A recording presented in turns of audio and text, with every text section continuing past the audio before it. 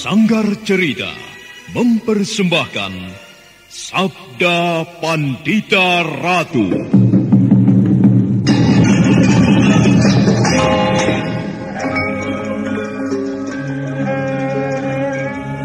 Jawablah, Ken Umang.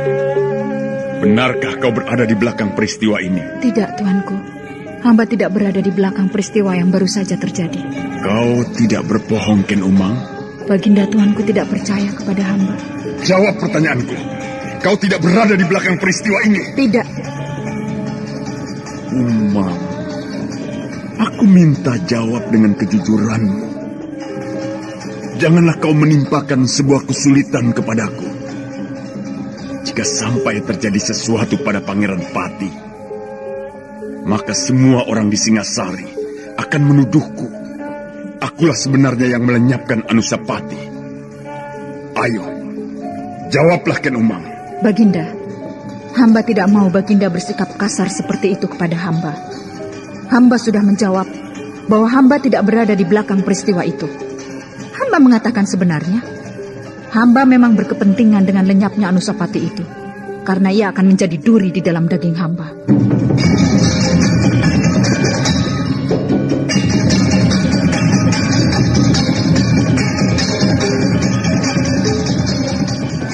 Sabda Pandita Ratu, sebuah kisah penuh dilema, tragedi cinta anak manusia, perebutan tahta, mabuk harta dan duniawi, serta silaunya kehormatan, di mana keangkara murkaan merajalela karena dendam yang membara. Kisah ini berlatar belakang berdirinya Singasari. Ken Arok, dialah pemuda yang merekuk pahit getirnya kehidupan. Namun sebenarnya, dialah yang harus melaksanakan sabda-sabdanya. Perjalanan sengsaranya adalah awal untuk meraih keberhasilan, untuk menuju kejayaannya di saat Singasari berdiri.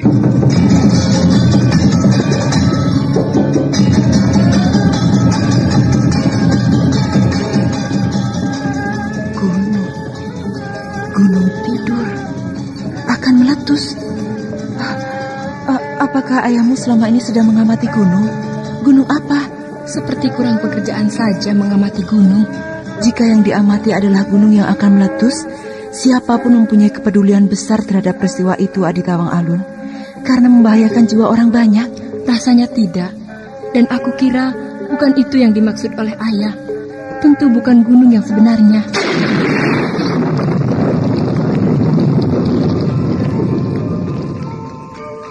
Sabda Pandita Ratu. Naskah ditulis oleh Pondra Swasti Langit, diolah oleh Agung Bahrodi, didukung oleh artis-artis terkemuka Ferry Fadli, Eli Ermawati, M. Abud, Ivone Rose, dan lain-lain. Teknik dan montase Ibing Arifin, dengan sutradara Dian Pertiwi. Sabda Pandita Ratu. Kali ini dalam episode ke-22 dengan judul Bajang Condo Birowo.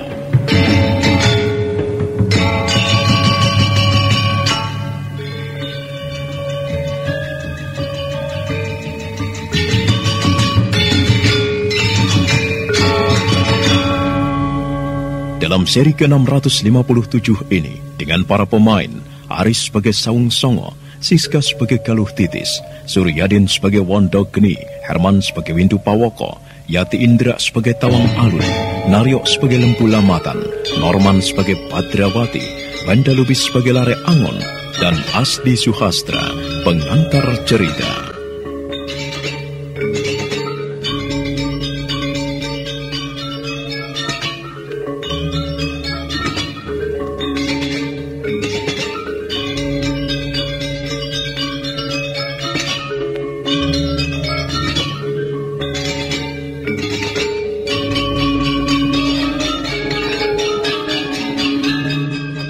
Ternyata, di tengah hari yang telah ditentukan, Saung Songo tidak hadir di tempat yang telah ditentukan. Wondogeni yang mendapat laporan dari Windu Pawoko, darahnya terasa akan mendidih. Cemburu telah membuat wajahnya menebal setebal dinding. Badrawati dan Lare Angon mengikuti kisah yang dipaparkan Wedung itu dengan seksama.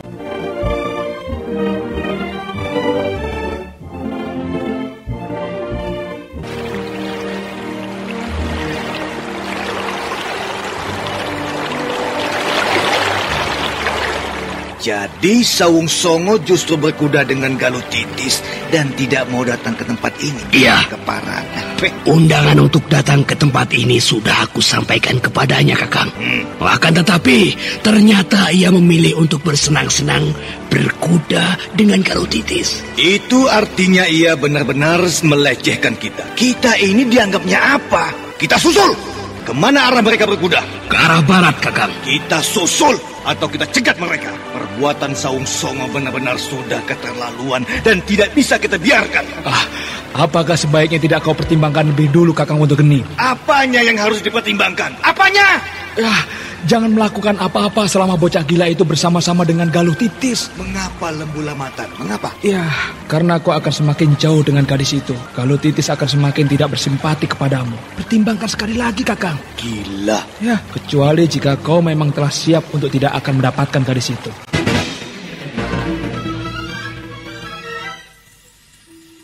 Wondogeni terdiam sejenak. Matanya menerawang ke arah air yang sedikit meluap di bendungan tambak segarang. Kedua rahangnya terkatup rapat. Kemarahannya seperti tidak terbendung. Tetapi dia memang harus melihat kebenaran dari apa yang diucapkan Lembu Lamatan.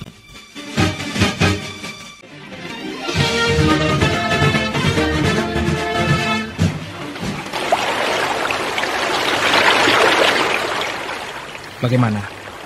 Kau akan nekat? Kalau itu sudah keputusanmu, kami berdua akan berada di belakangmu. Bukankah begitu, Windu Pawoko? Iya. Nah, kau sudah mendengarnya, Kakang? Kau benar, Lembu Lamatan. Kita akan hajar Sawung Songo di lain waktu, ketika ia tidak bersama-sama dengan Galutitis. Akan tetapi, aku tetap berkeinginan untuk mengikuti kemana mereka pergi. Untuk apa? Aku harus mendapatkan jaminan Galutitis masih tetap seorang gadis yang suci, tidak ternoda. Aku tidak mau hanya mendapatkan sisa-sisa. Apa yang kau tertawakan? Apa? Kau tidak mau mendapatkan sisa-sisa? Padahal, apa saja yang telah kau perbuat? Pergaulanmu banyak dengan perempuan-perempuan nakal. Kau masih ingin mempersoalkan kegadisan orang lain?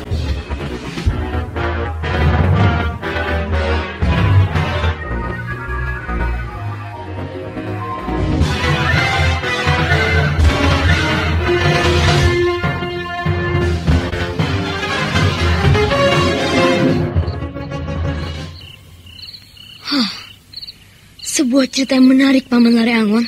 Iya. Sayang sekali, aku masih seorang anak-anak. Andai kata aku sedikit lebih tua, usiaku sama dengan Paman Lare Angon, maka aku akan bisa menikmati cerita itu dengan lebih sempurna. Iya, kau memang masih anak-anak, Badrawati. Sebaiknya kau memang tidak usah mendengarkan cerita itu. Aku justru yang merasa kepentingan.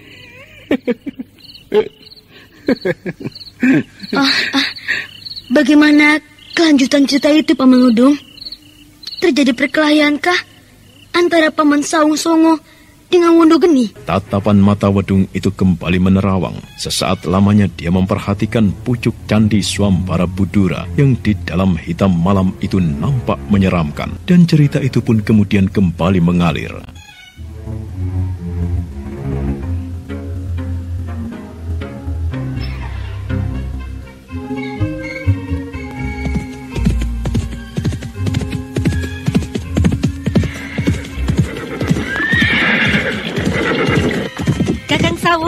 Bagaimana, Jajeng? Ayo kita mengadu balap. Siapa yang menang? Siapa yang menang bagaimana? Tidak perlu pakai taruhan apapun. Pokoknya kita balapan. Ayo, iya.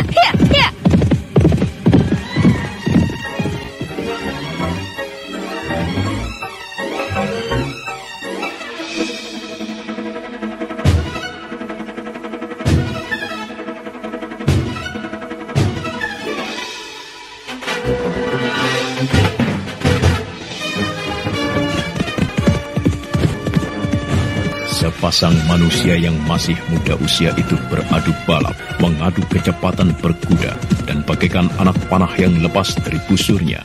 Kedua kuda itu pun kemudian melesat, keduanya saling mendahului. Perjalanan itu mereka tempuh dengan perasaan menyenangkan, hingga tidak terasa kemudian mereka telah sampai di dekat Candi Prambanan. Candi itu nampak menjulang megah.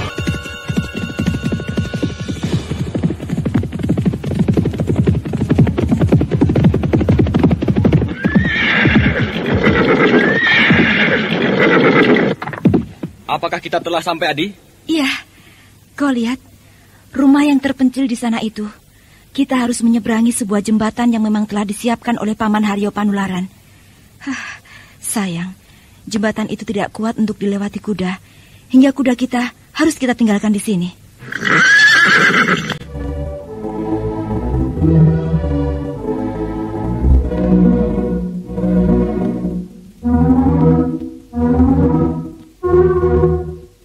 Setelah mereka mengikat kuda-kuda itu pada sebatang pohon yang berada di dekat sebuah jembatan, mereka segera berjalan menuju ke rumah yang terpencil itu. Sungai yang baru saja mereka lintasi ternyata meliuk dan lewat di samping rumah. Galuh Titis tersenyum melihat seorang gadis yang sebaya dengan dirinya nampak sedang mencuci di sungai itu. Melihat kehadiran Galuh Titis, gadis itu nampak gembira sekali. Oh, rupanya kau, Kang Mbok Galuh Titis.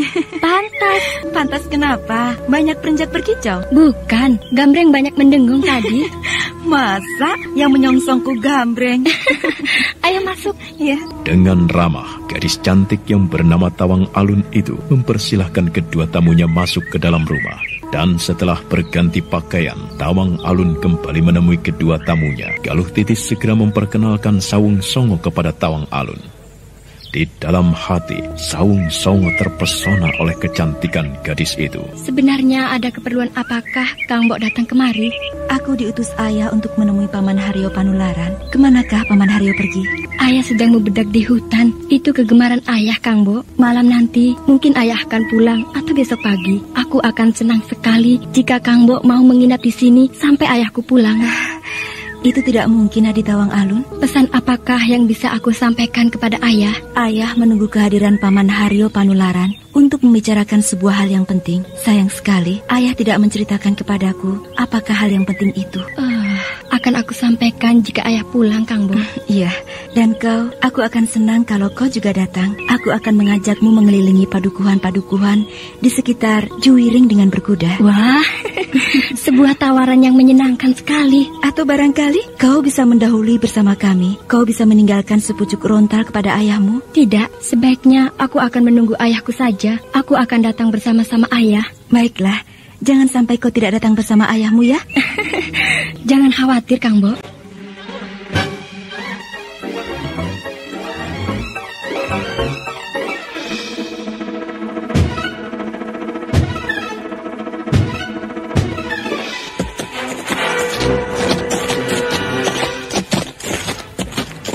Apa yang kau lamunkan, Kakang Sawung Songo? Apa? Kau nampak sedang melamunkan sesuatu. Kau tentu terbayang-bayang kepadanya, bukan? Anak Paman Haryo Panularan memang cantik. Kau sendiri juga cantik. Ayo, kita beradu balap lagi. Ayo, hiya.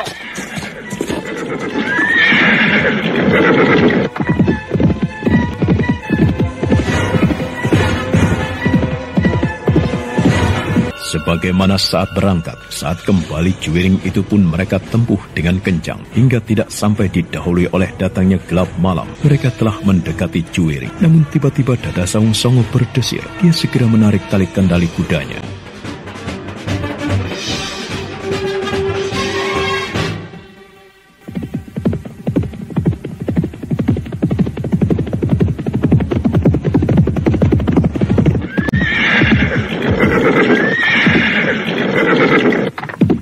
Ada apa, Kakang Sawung Songo? Lihat jauh di depan, ada orang-orang berkuda juga. Tetapi mereka berhenti di tengah jalan. Apa peduli kita? Mereka tentu Kakang Wondo Geni, Kakang Windu Pawoko, dan Lembu Lamatan. Aku hafal dengan warna kuda mereka itu. Apa peduli kita dengan mereka? Bukankah mereka juga murid ayahku?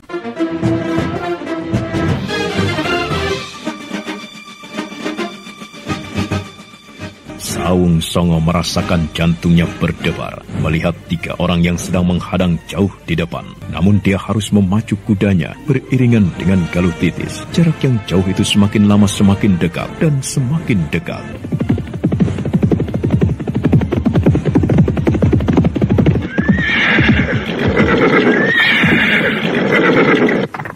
Dari mana kau, Adi Galuh Titis? Kami dari Prambanan, Kakang Wondogeni. Oh, Prambanan? Iya. Untuk keperluan apa kau ke Prambanan? Ya, aku sekedar ingin melihat wujud candi itu dari dekat. Candi Prambanan memang candi yang indah. Candi yang bagus. Akan tetapi candi itu tempat pemujaan. Bukan tempat untuk ngenggar-enggar hati. Apapun urusanku di sana, itu urusanku. Bukan urusan Kakang Wondogeni. Maaf, beri kami jalan. Aku harus segera menghadap ayah sebelum gelap tiba. Oh, tentu saja kami tidak akan menghalangi Adi Galuh Titis. Akan tetapi, ya kebetulan sekali. Aku mempunyai keperluan dengan Sawung Songo. Ada hal yang penting yang ingin kami bicarakan dengannya. Pergilah mendahului.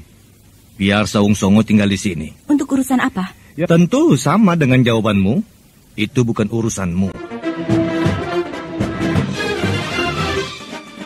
Bagaimana Galuh Titis? Apakah kau merasa keberatan jika kami ingin membicarakan sesuatu dengan Sawung Songo? Aku tidak keberatan.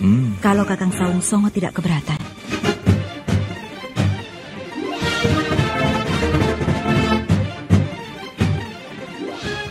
Galuh Titis berdesir mendengar jawaban Wondogeni, tetapi Wondogeni juga tidak kalah berdesir mendengar jawaban Galuh Titis. Sawung Songo nampak bingung. Dia menatap Galuh Titis beberapa saat lamanya, dan ketika dia menoleh pada Lembu Lamatan dan Windu Pawoko, nampak kedua pemuda itu memandang dengan tajam kepadanya.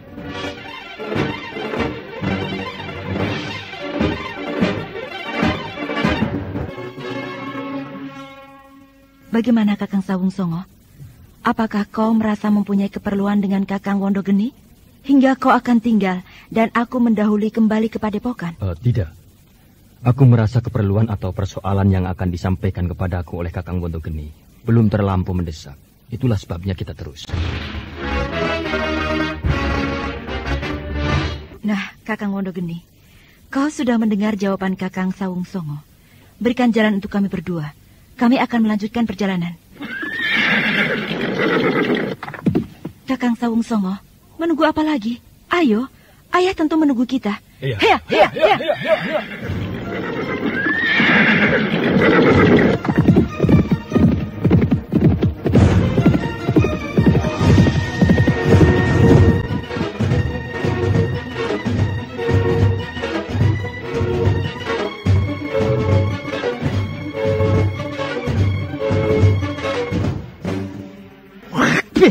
Ngajar keparat.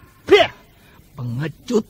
Beraninya bersembunyi di belakang perempuan. Laki-laki memuakan. Itulah sebuah kenyataan yang menyakitkan. Ia telah meremehkan kita. Bahkan lebih dari itu, ia melecehkan kita. Bukan. Dia ketakutan. Ia takut pada kita. Dan ia memanfaatkan rasa sungkan kita kepada Galuh Titis. Jika demikian halnya, kita harus menemukan kesempatan. Tidak selamanya Sawung Songo selalu berdekatan dengan Galuh Titis. Persetan. Aku bahkan tidak peduli lagi. Meski Sawung Songo selalu bersama dengan Galuh Titis atau tidak. Aku harus segera membuat persoalan dengannya. Aku harus menghajarnya karena keberaniannya berada dekat Galuh Titis. Lebih dari itu, Galuh Titis harus memilih antara aku atau dia. Sabarlah, Wondogeni. Kita tetap pada rencana semula. Kita harus bisa mendapatkan kesempatan untuk bertemu dengan Sawung Songo tanpa siapapun mengganggu kita. Beri kesempatan kepadaku untuk memancingnya. Sekarang, sebaiknya kita kembali ke Padepokan.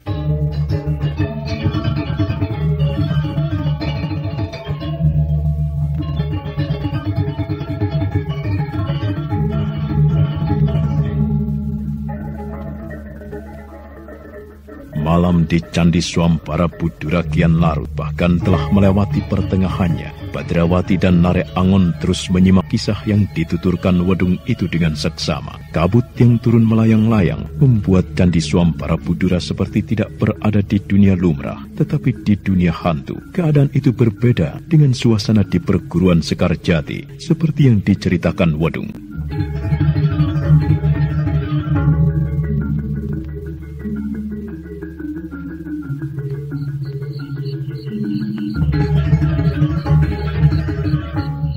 Sebaiknya, jangan ada yang kau tutupi, Kakang Sawung Songo.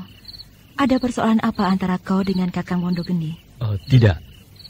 Tidak ada persoalan apapun di Ajeng Galutitis. Jangan bohong kepadaku, Kakang. Aku tahu kau berbohong. Sungguh? Aku tidak mempunyai persoalan apapun dengan Kakang Wondogeni. Setidak-tidaknya, itu yang aku rasakan. Sore tadi, aku melihat dengan jelas tatapan mata yang tidak senang yang terpancar pada mata Kakang Wondogeni. Ayolah, katakan kepadaku. Aku berhak mengetahui. Sebagai tanggung jawabku, sebagai sesama murid di perguruan ini. Lebih-lebih, aku adalah anak dari ayah, pemilik perguruan ini. Aku benar-benar tidak tahu, Diajeng. Yang mengetahui tentang Kakang Wondogeni? Iya. Akan tetapi, setidak-tidaknya, kau mempunyai dugaan. Ceritakan itu padaku. Dugaanku pun, aku tidak memiliki. Tidak mungkin Kakang Wondogeni tiba-tiba berperilaku seperti itu jika tanpa sebab. Pasti ada sebabnya, Kakang. Bagaimana? Bertanyalah pada Wedung. Mungkin ia tahu hal yang aku tidak tahu.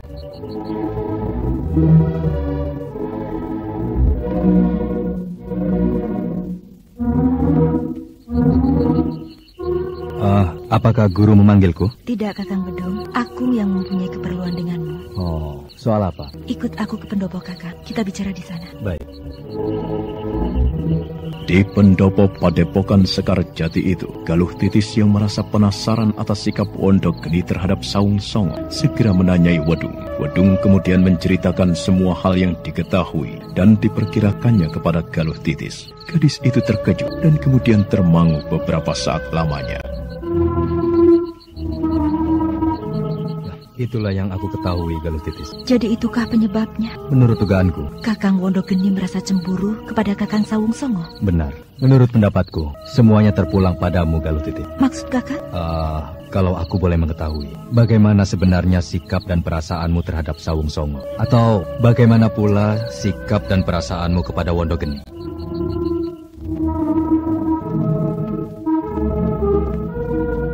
Bagaimana sebenarnya sikapku terhadap Kakang Wondogeni? Atau bagaimana sebenarnya sikap dan perasaanku terhadap Kakang Sawung Songo? Kepada Kakang Wondogeni, sikapku sudah jelas. Aku tidak suka pada lelaki yang berangasan seperti Kakang Wondogeni itu. Kalau Kakang Wedung mengatakan bahwa diam-diam Kakang Wondogeni suka padaku atau mencintai aku tidak menyimpan perasaan itu kepadanya, sebab aku tidak mencintainya. Tetapi Kakang Sawung Songo...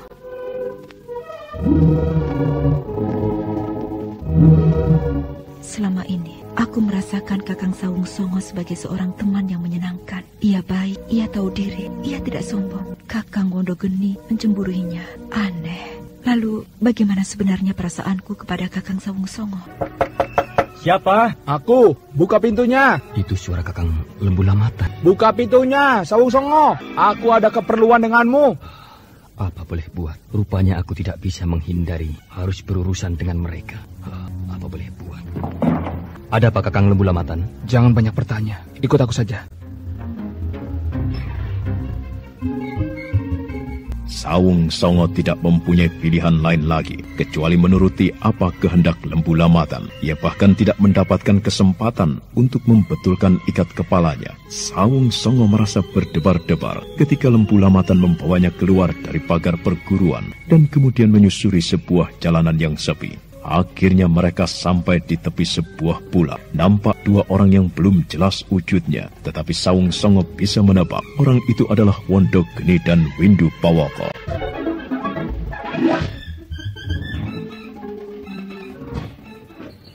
Akhirnya kau datang juga menemuiku, pengecut. Ada persoalan apa sebenarnya? Jangan berpura-pura bodoh kau. Jangan berpura-pura tidak tahu. Bagaimana aku bisa tahu kalau kau tidak memberitahukan aku, Kakang Wondogeni? Sawung Songo. Ya. Aku tidak senang dengan perbuatanmu. Iya. Ayo, bangun. Bangun! Bangun kalau kau merasa lelaki jantan, Saung Songo. Ayo lawan aku, bangun! Kakang, apa salahku, Kakang? Apa? Salahmu karena kau merasa dirimu tampan, Saung Songo. Dan kau pergunakan ketampananmu itu untuk menjerat hati Galutitis. Ya! Mengapa kau tidak mau membalas, Saung Songo? Mengapa kau tidak mau membalas? Ayo, bangkitlah dan balas. Balas! Ya!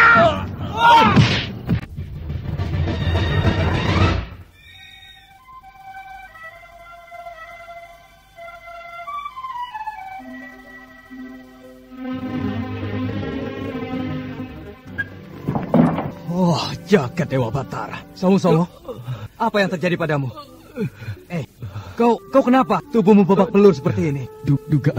Dugaanmu benar, Wedung. Wedung segera mengangkat tubuh Saung Songo yang ambruk di depannya, kemudian dibaringkannya di atas pembaringan. Wedung menggeleng-gelengkan kepala, melihat tubuh Saung Songo nampak kosong di sana-sini karena bekas hajaran. Perbuatan mereka keterlaluan. Aku akan melaporkan keadaanmu ini pada guru. Jangan. Wedung seperti ikut merasakan rasa sakit yang diderita oleh Saung Songo. Tubuhnya yang berbilur-bilur hitam itu tentu terasa nyeri. Bahkan sebuah sentuhan kecil yang tidak sengaja dilakukan Wedung telah membuat Saung Songo meringis kesakitan. Nah, apa yang akan dilakukan Wedung? Dan bagaimana hubungan Saung Songo dengan Galuh Titis? Saudara pendengar, untuk mengetahui jawabannya, ikutilah kelanjutan kisah ini dalam seri berikutnya. Sampai jumpa.